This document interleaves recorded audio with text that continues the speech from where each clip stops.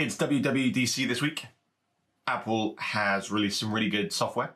The big focus for me, though, was privacy and how much Apple has really gone to town on making sure that your data is locked down. You look at Google, for example, which there was a few digs towards. You use Google Maps all the time, but it's constantly tracking where you're going and they're using that data. But the good thing about what Apple is trying to do is Apple, who could be making a lot of money from selling your data, by the way, are deciding to keep your data locked down. Your data is yours, it's private. They've even gone one step further with the location tracking that apps can have access to. And you can allow it just the once now where it would have to ask you in every single time an app wants to use your location, so you're aware of when something's actually tracking where you are. There's all sorts of really cool stuff that's coming out. And hopefully this is gonna really push others in the direction to kind of do the same thing. You look at Google's business model, it's all about data.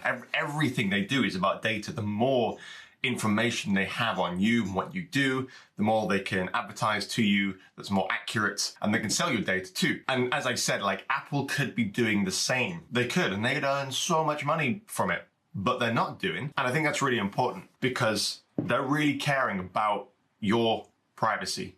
So why aren't you? I mean, you might be the particular person who's watching this right now, but generally speaking, the clients I talk to every single day have the same passwords for damn near everything. It's 2019 right now. There is no need for that to happen. You can get password managers which will securely store all of your passwords, and you can, unlock it with like Face ID on your phone or like a fingerprint scanner, and they'll randomly generate passwords for all these different accounts. That's amazing stuff that people need to be using. Clients have said to me in the last few weeks, like, oh yeah, I use the same password for everything. It's the same from a banking. I'm thinking, why are you telling me this? You do you, but then don't go tell people about it. I don't need to know that. You get my point, right? We need to be taking a stance where we're looking after our data. So you might take the whole approach of, oh, but I've got nothing to hide. I don't care who's got my data. What does that mean? So they can look at my photos.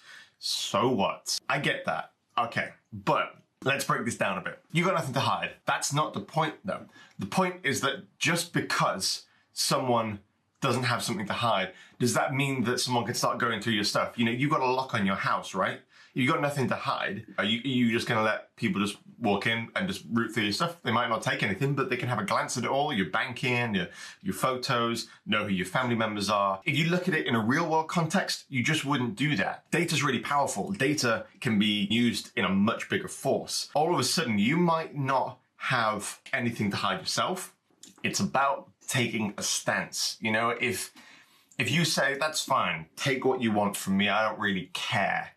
If the vast majority of people then took that same stance, then privacy all of a sudden then doesn't become a priority. And there's people who have genuine reasons that need to protect who they are or their identity or data. Although it might not matter for you, it definitely matters for someone out there. Information in the wrong hands can become dangerous. If data gets into the wrong hands, does that mean someone could blackmail you? Also, you've no idea what's going to happen in the future. Like, okay, you might not care now. What if there is some unbeknown bizarre reason that in future you need to cover up who you are or lock down your data so that people don't know much about you? Maybe you just change your mind in future. You might be really open and free about the whole concept right now, but in future you don't know. You might be like, actually, I don't want people to know who I am, what I'm doing every second of every day. Let's look at it from a job point of view.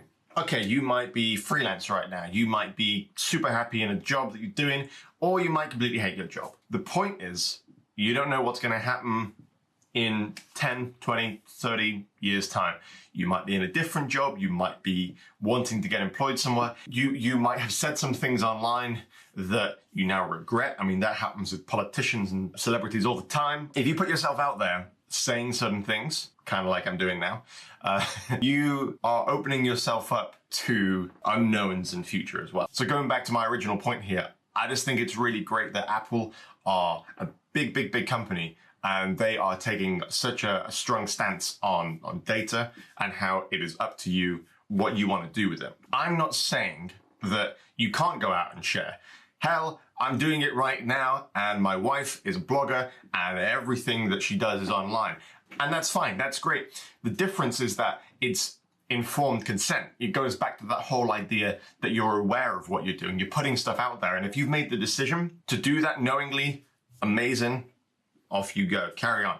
It's about being aware. It's about knowing the pros and cons of sharing your data with different companies.